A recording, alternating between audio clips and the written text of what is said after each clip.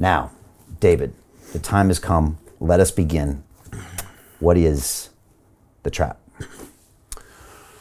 Well, I started out 32 years ago, not knowing where it was going. And the first few years were about how the people that appear to be running the world are not. And actually there's another force behind them that's driving the direction of human society.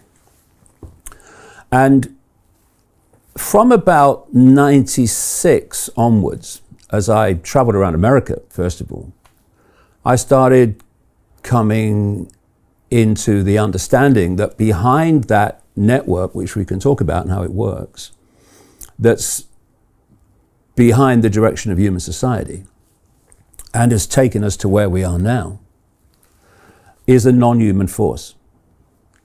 And then from about, just after the turn of the millennium, I got intuitively, so strongly and powerfully, this is a simulation. And the limits of the simulation at this level of it is the speed of light. So the speed of light is not the fastest speed possible. That's a joke. But it's the fastest speed perceivable, if you like, in this level of the simulation. Imagine a virtual reality holographic computer game.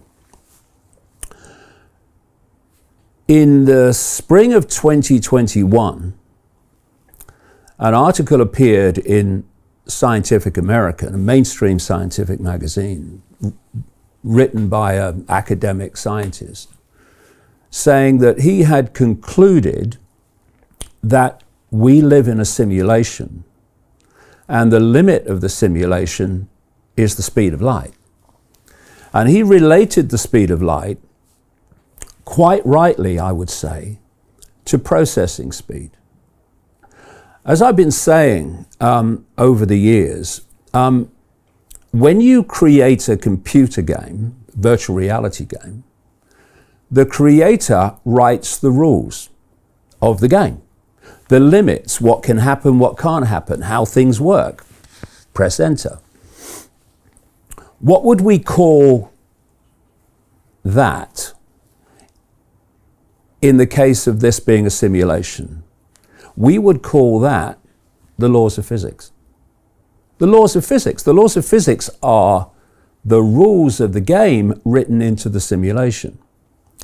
And this academic scientist in Scientific American, 20 odd years later, made that point and said that although the creator can write the rules, the laws of physics, he's always still going to be limited by the processing speed that's possible, which he related, like I say, quite rightly to the speed of light.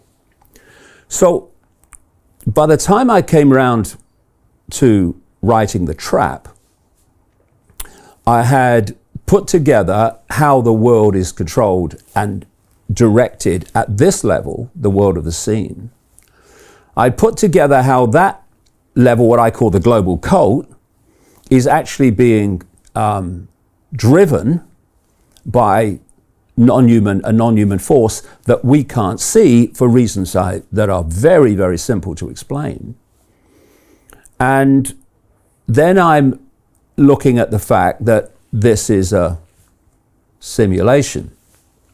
And as I started writing The Trap, a sequence began again, which I have experienced so many times since 1990.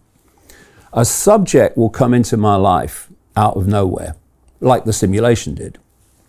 And then suddenly information starts coming to me synchronistically from multiple sources about that subject. And because I've experienced it so often, and what I've gleaned from that process has turned out, with the passage of what we call time, to be so accurate, then I'm obviously aware of here we go again.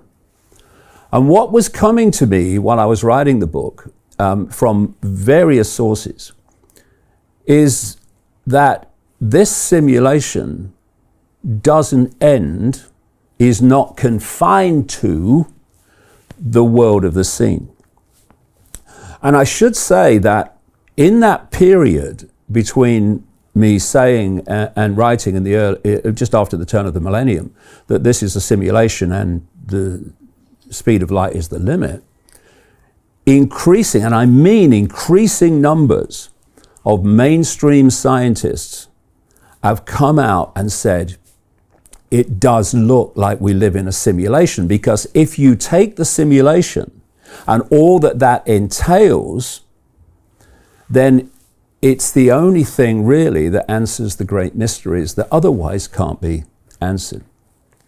So we've had Rich Turrell at NASA in the computer section of NASA saying he believes that this is a holographic digital simulation, which is what I've been saying since the turn of the millennium.